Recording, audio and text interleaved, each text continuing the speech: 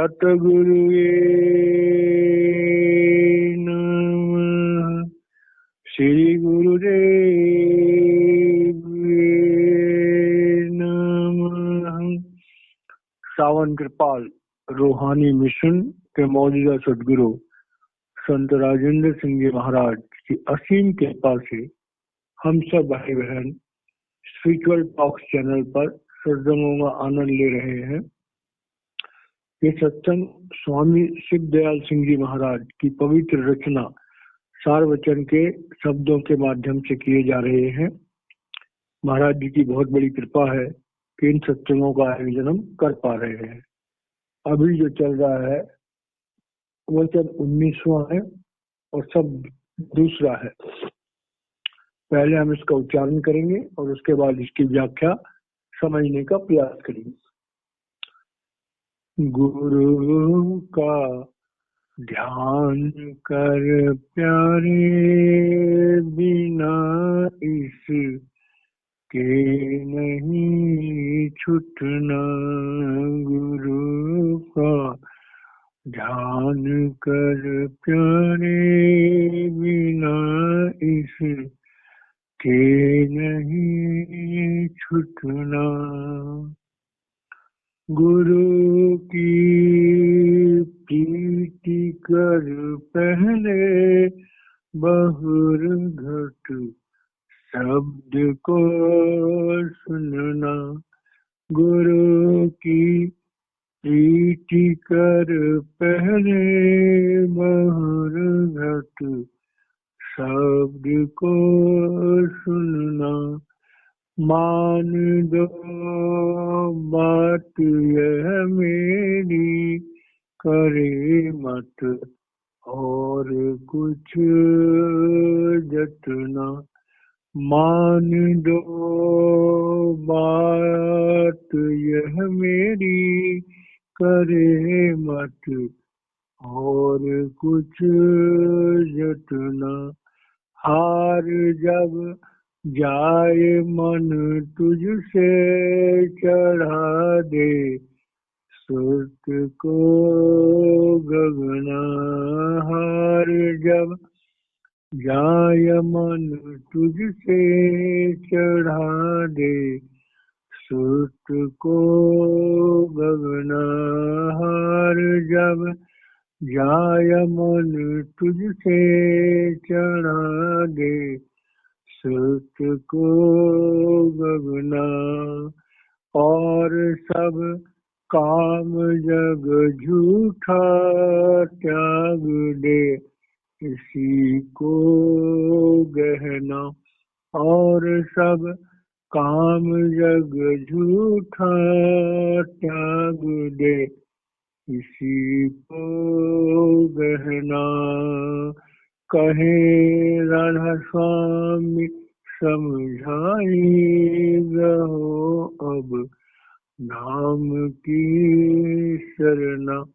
कहे राधा स्वामी समझाएगा हो अब नाम की शरणा। गुरु का ध्यान कर प्यारे, बिना इसके नहीं छूटना। प्यारे भाई और बहनों, सत्संग हमारे जीवन के लिए उतना ही जरूरी है जितना हमारे जीवन के लिए भोजन जरूरी है, जिंदा रहने के लिए ऑक्सीजन जरूरी है। शायद उससे भी ज्यादा जरूरी सत्संग हमारी जिंदगी के लिए है। जब इस बात को हम समझने का प्रयास करते हैं तो हम देखते हैं कि हमारे शरीर में आत्मा है, मन है, इंद्रियां हैं। हमारी आत्मा की शक्ति से हमारे मन और हमारी इंद्रियां काम करती हैं। बार बार सत्संग में आता है कि on spiritual health depends the health of body and mind. हमारी आत्मिक सेहत पर हमारे मन और हमारे शरीर की सेहत बनती है। अब हमारी आत्मा जो प्रभु का अंश है, अत्यंत बलवान है, काल के चक्र के कारण से वो आत्मा कमजोर हो जाती है, और मन जो है, जो आत्मा की शक्ति से काम करता है, वो आत्मा पर हावी हो जाता है। और मन क्योंकि इंद्रियों की तरफ भाग करके वासना में रमा होता है, और आत्मा एक तरह से निष्क्रिय होती है, उसे रोक ही नहीं पाती है। तो स्वामी जी महाराज कह रहे हैं कि भाई जीवन में जो हमारा विवेक है, जो हमारी आत्म शक्ति है, जो हमारी चेतनता है, उसको अगर हमने प्राप्त करना है, उसको बढ़ाना है, तो उसके लिए वो इंसानी शरीर जिसमें परमात्मा की शक्ति काम कर रही है, वही हमें सहारा दे सकता है, वही हमें आगे बढ़ने की प्रेरणा दे सकता है। आत्मा को अगर कहीं से भोजन मिल सकता है तो वो है सत्संग, वो है सदगुरु का साथ। तो सदगुरु के साथ की महिमा संसार के समस्त धर्म शास्त्रों ने समय समय पर गाई है। अब यहाँ पर स्वामी जी महाराज कह रहे हैं कि जब कोई भाग्यवान इंसान समय के समस्त महापुरुष से जुड़ जाता है और उससे उसको नामदान की दीक्षा मिल जाती है, और ये बात सब लोग जानते हैं कि समर्थ सदगुरु जब नामदान देते हैं तो वो शिष्य के संचित कर्मों का नाश कर देते हैं, शिष्य को 5 अभिमंत्रित नाम देते हैं, शिष्य को शब्द और प्रकाश से जोड़ देते हैं, शिष्य के शरीर में आज्ञा चक्र पर अपने नूरी रूप को स्थापित कर देते हैं। ये सारी बातें जब गुरु नामदान देता है तो उसी टाइम ये सारी बातें इफेक्टिव हो जाती हैं। ये बात सब लोग जानते हैं। और जब गुरु के पास हमारा चार्ज चला जाता है तो गुरु शिष्य का जो संबंध है, उसके लिए शिष्य के दिल में गुरु के प्रति प्रेम का जागृत होना बहुत जरूरी है। ये बात बड़ी गहराई से समझने वाली है। गुरु परमात्मा स्वरूप है। परमात्मा गुरु के रूप में हमारी आत्मा को वापस निज घर सच्चिदानंद ले जाने के लिए आया है, तो उसका प्रेम तो अनकंडीशनल है, वो तो हमें कभी नहीं छोड़ेगा। लेकिन जो शिष्य होता है वो संसार में मन के साथ, इंद्रियों के साथ, वासनाओं के जाल में फंसा होता है। ये बात बड़ी गहराई से समझने वाली है।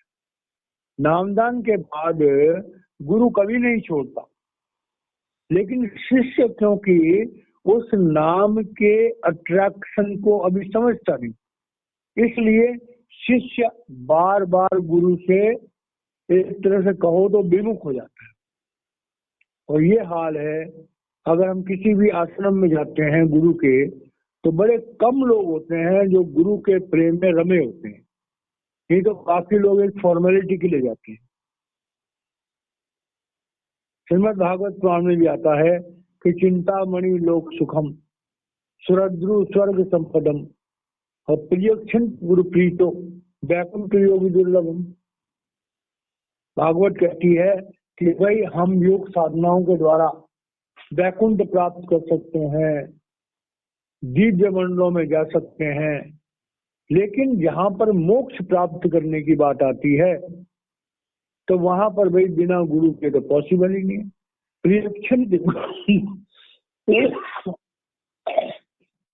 गुरु प्रीतो, जब तक हमारे प्रेम की तरंगों से गुरु प्रसन्न नहीं होता है, हमारे समर्पण से गुरु प्रसन्न नहीं होता है, तब तक जो है हमारा जो वो रास्ता है जो मोक्ष की तरफ जाता है वो खुलता नहीं। और गुरु की प्रीति कैसी होनी चाहिए? एक महापुरुष चरणदास जी महाराज जी की शिष्य है शिष्या थी सहजोबाई। सहजोबाई ने इतनी बड़ी बात कह दी कि जिसके बारे में जो है एक आम इंसान समझना भी बहुत मुश्किल बात है कि महापुरुषों के जो शिष्य होते हैं, जो अच्छे शिष्य होते हैं, उनके जीवन से भी हमें बहुत कुछ सीखना मिलता है। तो सहजोबाई कहती हैं कि राम तजो पे गुरु को न विसारूं, गुरु के सम हरि को न निहारूं। राम तजो पे गुरु को न विसारूं, गुरु के सम हरि को न निहारूं। हरि ने जन्म दियो जग माही, और गुरु ने आवागमन छुड़ाई।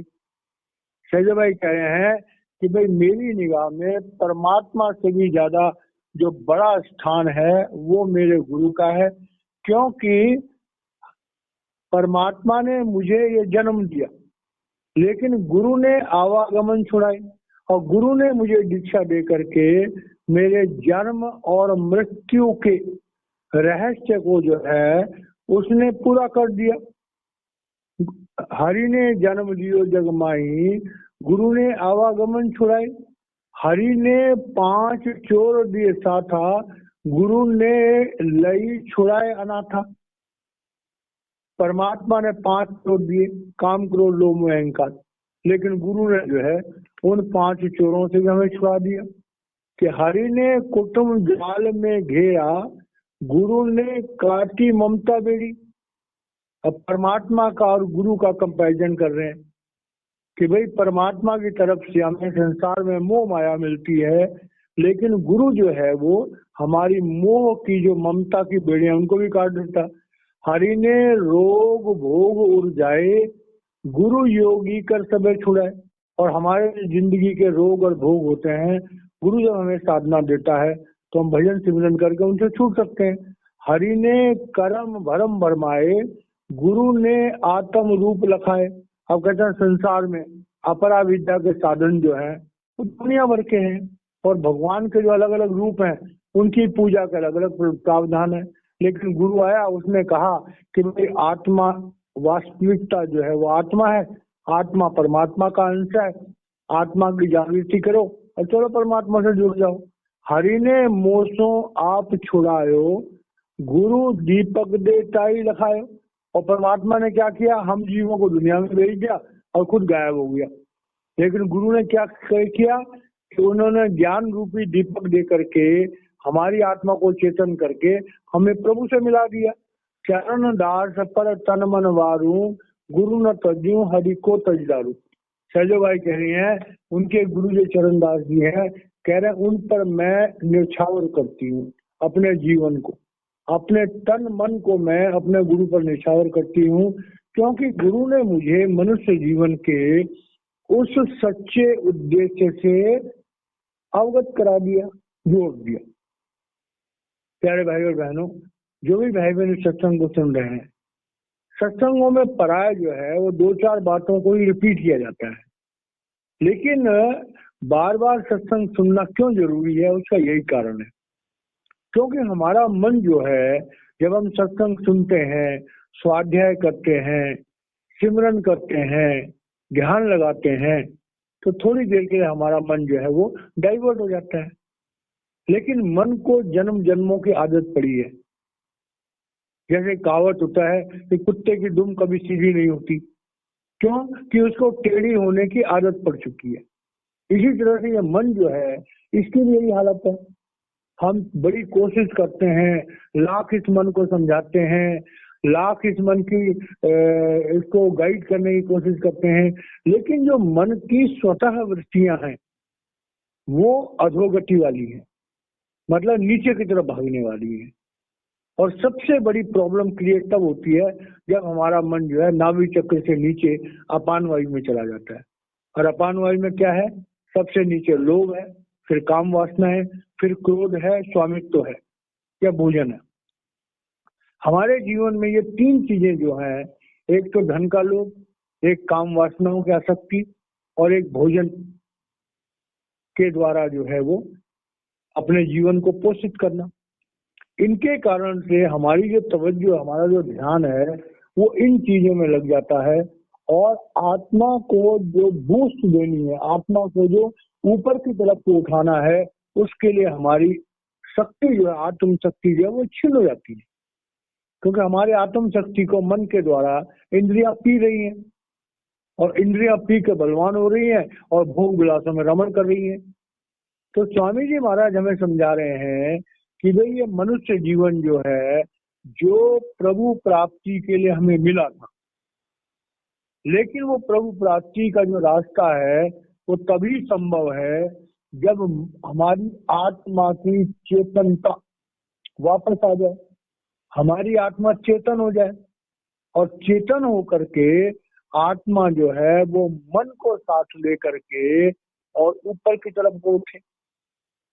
अब मन क्योंकि इंद्रियों में रमा हुआ है, तो जैसे एक अड़ियल घोड़ा होता है या जैसे एक नालायक बच्चा होता है, जैसे बच्चे को हम कहते हैं जाओ स्कूल जाओ, बच्चा कहता मैं नहीं जाता, तो माता उसको पकड़ के या पिता उसको पकड़ कर जबरदस्ती स्कूल ले जाता है, तो वो अड़िया करता है, जाने से मना करता है। तो वही हाल हमारे मन का है। हमारी आत्मा जो है हमारे मन को शब्द की तरफ ले जाती है, सत्संग की तरफ ले जाती है, स्वाध्याय की तरफ ले जाती है, परोपकार की तरफ ले जाती है। लेकिन मन क्या होता है, जितनी देर हम अच्छे वातावरण में रहते हैं उतनी देर हमारा मन थोड़ा शांत हो जाता है। जैसे ही मन को फिर वासनाओं की खुराक मिलती है, मन फिर अड़ियां करता है, मन फिर टेढ़ा जाता है। तो ये जो प्रोसेस है हमारा, ये लगातार चलता रहता है। इसीलिए महापुरुष कहते हैं कि भाई सबसे पहले हमारा जीवन में एक समर्थ सदगुरु होना चाहिए, उसके बाद सदगुरु के द्वारा जो मंत्र हमें मिलता है, जो उनका अभिमंत्रित नाम वो हमें देते हैं, उस नाम का सिमरन लगातार करना बहुत ज्यादा जरूरी है। क्योंकि लगातार सिमरन करने से तब हमारी आत्म शक्ति, आत्म जागृति बनती है, और जब हमारी आत्म जागृति बनती है तब हम उस अवस्था में पहुंचते हैं कि हम गुरु से प्रीत कर सकते हैं। अब गुरु से प्रीत की जब बात की आती है तो बड़ी समझदारी से समझने वाली बात है। पहली अवस्था होती है, शिष्य जो है वो परमार्थ से अवगत नहीं होता, वो जिंदगी में गुरु धारण कर लेता है, देखा देखी। अब गुरु धारण कर लिया, गुरु के प्रति न तो आसक्ति है, न आत्मज्ञान के प्रति कोई उनकी रुचि है। अब गुरु धारण कर लिया, वो एक फॉर्मेलिटी होगी, हमारे गुरु जी हैं। कई लोग तो नाम लेके नाम ही भूल जाते हैं, कई लोग नाम ना लेने के बाद सालों साल आश्रम ही नहीं जाते। तो स्वामी जी महाराज कह रहे हैं कि भाई ये रास्ता जो है ये प्रेम का है। दसम पातशाह श्री गुरु गोविंद सिंह जी महाराज जी से पूछा गया कि भक्ति का मर्म क्या है, तो उन्होंने कहा कि सांच कहूं सुन ले वो सब है, जिन प्रेम कियो तिन ही प्रभु पायो। अब संसार में देख लो कि हमें जो सबसे बड़ा हथियार हमारे पास है वो है प्रेम का। अगर हम किसी इंसान से प्रेम करने लग जाए, वास्तविक प्रेम, गरज वाला कपट वाला प्रेम नहीं, वास्तविक प्रेम, तो जिससे हम प्रेम करेंगे उसके गुण हमारे अंदर आने शुरू हो जाएंगे। अब उसमें गुण है तो गुण आएंगे, उसमें अवगुण है तो अवगुण आएंगे। जब हम प्रेम करते हैं, सच्चा प्रेम करते हैं, किसी को अपने दिल में बसा लेते हैं, तो उसके गुण हमारे अंदर आने शुरू हो जाते हैं। ये एक अटल सत्य है। तो जब उसके गुण हमारे अंदर आने शुरू हो जाते हैं तो हमें उसका असर नजर आता है। स्वामी जी महाराज कह रहे हैं, गुरु से कुछ प्राप्त करना अगर चाहते हो तो गुरु को अपने दिल में बसा लो। अगर गुरु ने तुम्हारे दिल में डेरा कर लिया तो तुम्हें बार बार गुरु की याद आएगी। अब गुरु क्योंकि शरीर नहीं है, गुरु तो परमात्मा का रूप है, और परमात्मा शब्द रूप है, परमात्मा प्रकाश रूप है। तो इसका मतलब क्या हो गया कि गुरु का असली रूप जो है वो शब्द रूप है और प्रकाश रूप है। अब शब्द रूप और प्रकाश रूप वाले गुरु से जब हम प्यार करेंगे, जब उसे अपने दिल में बसा लेंगे, तो क्या होगा, बहुर घट शब्द को सुनना। तो गुरु का वो जो शब्द रूप है वो हमारे अंदर में धुनकारे मारेगा, हमारे अंदर में अनाहत शब्द प्रकट हो जाएगा। सारे भाई बहन इस बात को जानते हैं कि शुरू शुरू में हम भजन सिमरन करते हैं तो कानों में उंगली डालते हैं, तब जाके हमें अंदर का शब्द सुनाई देता है। लेकिन जैसे जैसे हमारी प्रैक्टिस गहरी होती जाती है, जैसे जैसे हमारा गुरु के प्रति प्रेम बनता जाता है, वैसे वैसे हमारा शब्द सुनने का जो प्रोसेस है वो आसान हो जाता है।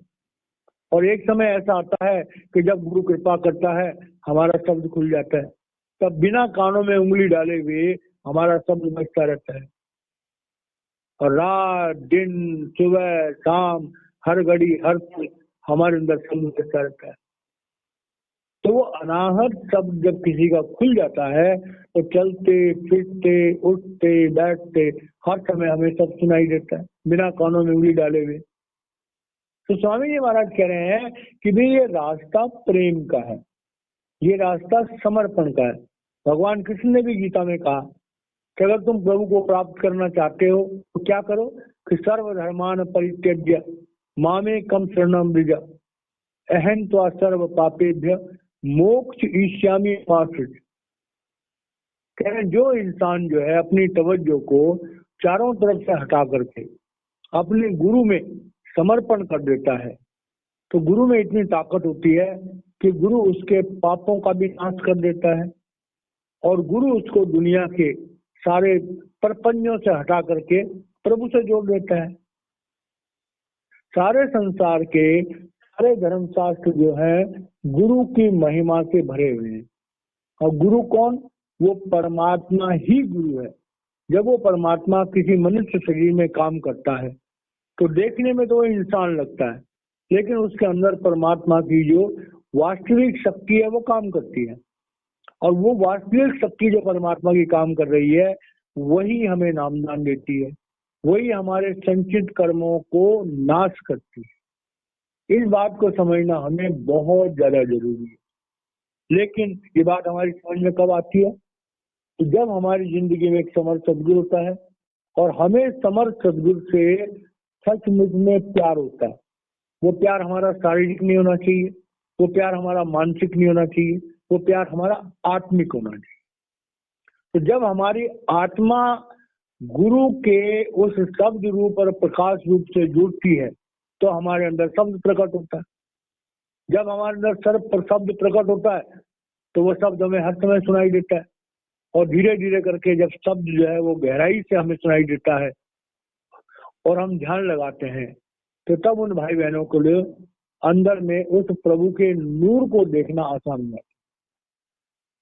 लेकिन महापुरुष कहते हैं कि भाई इस रास्ते पे चलना है तो सबसे पहले तो गुरु होना चाहिए, उसके बाद गुरु से प्रेम होना चाहिए, उसके बाद गुरु से प्रेम का मतलब गुरु की शिक्षाओं पर चलने की भावना होनी चाहिए। जब हम गुरु की शिक्षाओं पर चलने की भावना रखते हैं तभी हम इस रास्ते पे मजबूती से आगे चल सकते हैं। और तब क्या होता है, हम अपने जीवन की पड़ताल करते हैं, हम लोग डायरी रखते हैं, रोज शाम को चेक करते हैं कि हमसे कौन सी गलतियां हुई है। फिर उनमें तन का, मन का और धन का दसवांश जो है वो परमात्मा देते हैं। हमारे जीवन में नित्यनेम होता है। हम ये देखते हैं कि हम किसी का हक तो नहीं मार रहे, हम किसी के साथ कपट तो नहीं कर रहे, हम किसी के साथ द्वेष तो नहीं कर रहे, हम किसी का अपमान तो नहीं कर रहे, हम किसी का दिल तो नहीं तोड़ रहे। इन बातों का जब हम ध्यान करते हैं तो हमारा जीवन जो है वो धीरे धीरे करके एक अच्छा जीवन बन जाता है। हम लोग पवित्रता की तरफ चले जाते हैं। अब स्वामी जी महाराज आगे कह रहे हैं कि मान दो बात यह मेरी, करे मत और कुछ जतना।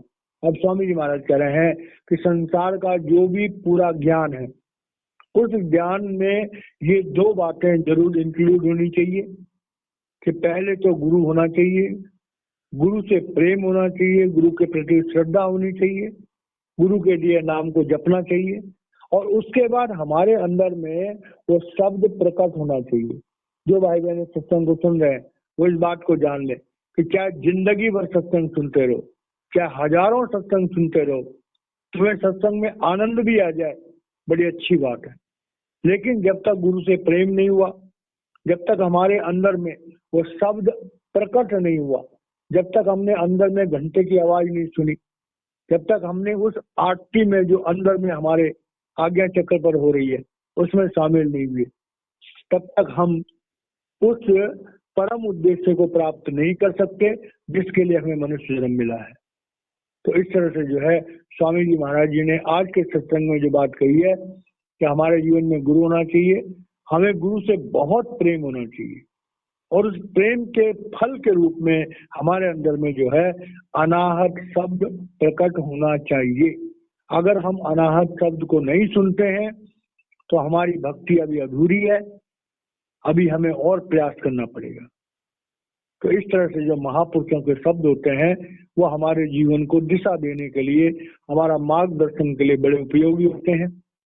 और जिस तरह से यहाँ महापुरुष का जिक्र किया गया है, महापुरुष संसार में हमेशा मौजूद होते हैं और हमारी जानकारी के मुताबिक आज के युग में, वर्तमान समय में सावन कृपाल रूहानी मिशन के मौजूदा सदगुरु संत राजेंद्र सिंह जी महाराज एक समर्थ सदगुरु हैं और वो प्रभु की उन शक्तियों को धारण करते हैं कि जिन शक्तियों के द्वारा हमारी आत्म जागृति होती है। उन्होंने संत राजेंद्र सिंह जी महाराज जी ने लाखों लोगों को, हर धर्म के, हर जाति के, हर वर्ग के लोगों को प्रभु के उस नाम के रास्ते से जोड़ा है, सूरज शब्द योग से जोड़ा है, धुर की वाणी से जोड़ा है, इस प्रणव की ध्वनि से जोड़ा है। जो भाई बहन इस रास्ते पे चलना चाहते हैं तो सावन कृपाल रूहानी मिशन के मौजूदा सदगुरु संत राजेंद्र सिंह महाराज जी से संपर्क करके बिना टके पैसे के इस अमर विद्या का ज्ञान प्राप्त कर सकते हैं और अपने जीवन को धन्य कर सकते हैं।